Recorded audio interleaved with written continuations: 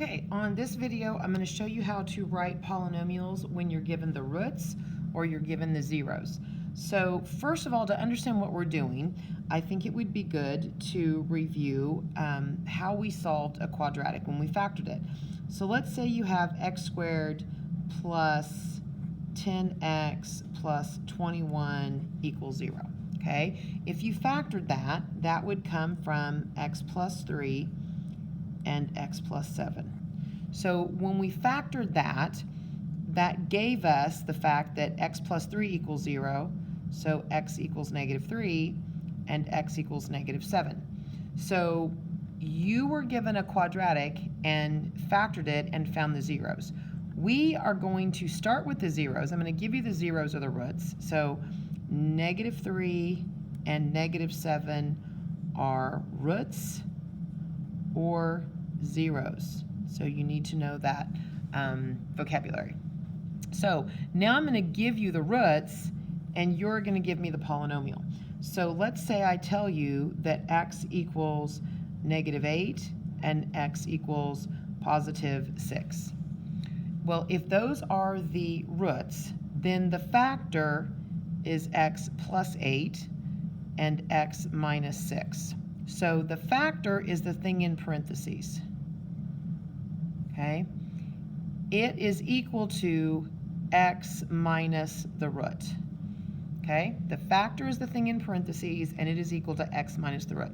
So x minus a -8 is x plus 8. X minus 6 is x minus 6. Okay? Then you multiply that out. So this is like our rule. And you just get x squared plus 2x minus 48. So then you could say that equals y, or that equals f of x, or whatever. So this would be your answer. That's your polynomial. Now, technically that is the polynomial of least degree. This is a second degree polynomial. I could technically be a smart aleck and put an x plus 8 here, another x minus 6 here, and make a fourth degree polynomial that only has -8 and 6 as the roots. But you don't obviously need to do that. So, you know, if I give you a -8, you put it down once. If I want you to use a root twice, I'll tell you, okay? So if I say x equals 3 and has multiplicity 2 and x equals 5, multiplicity 2 means it's squared. X minus 3 squared. There's an x minus 3 and another x minus 3. If it had multiplicity 3, there'd be 3 of them. And then x equals 5, I've got an x minus 5. So you're going to have to do a lot of algebra here.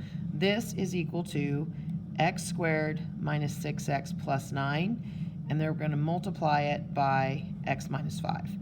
So when you're doing this, here's a little trick. It's kind of like when you learned to multiply in grade school when you had like 279 times 15, okay? You can do x squared times x and get x cubed, and then 6x times x is -6x squared plus 9x, and then when you take minus 5 times x squared, line it up under here so that you're lining up your like terms, and then that would be plus 30x and then minus 45. And then when you added them up, they'd already be kind of organized. So minus 11x squared plus 39x minus 45.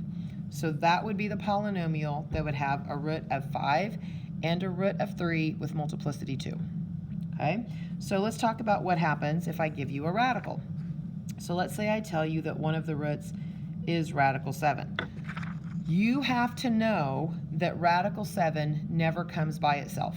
If you have a radical 7, you also have a negative radical 7. Okay, so radicals come in pairs, a plus and minus. So you're going to have an x minus radical 7 multiplied by an x plus radical 7.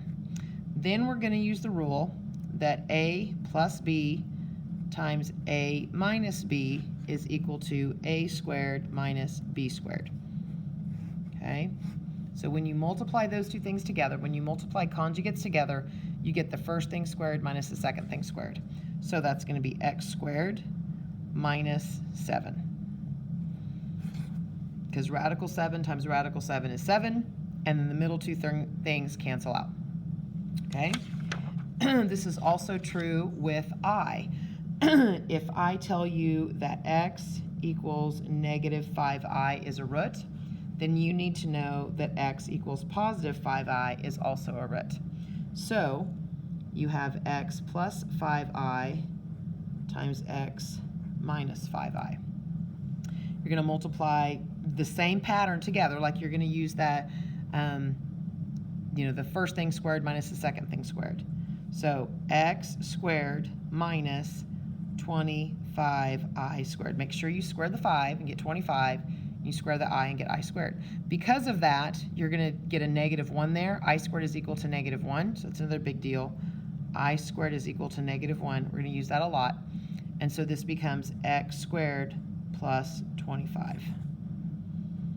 And you can see if you set it equal to 0 and tried to solve it, you would get plus and minus 5i.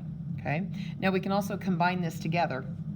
I could tell you that we have a root of x equals 2 and x equals negative radical 3.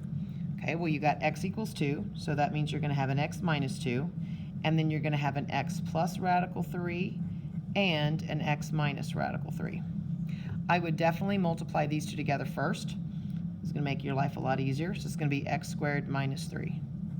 Then you have to multiply it by x minus 2 also. And so you're going to get x cubed minus 2x squared minus 3x plus 6. So that would be your answer for that. Okay.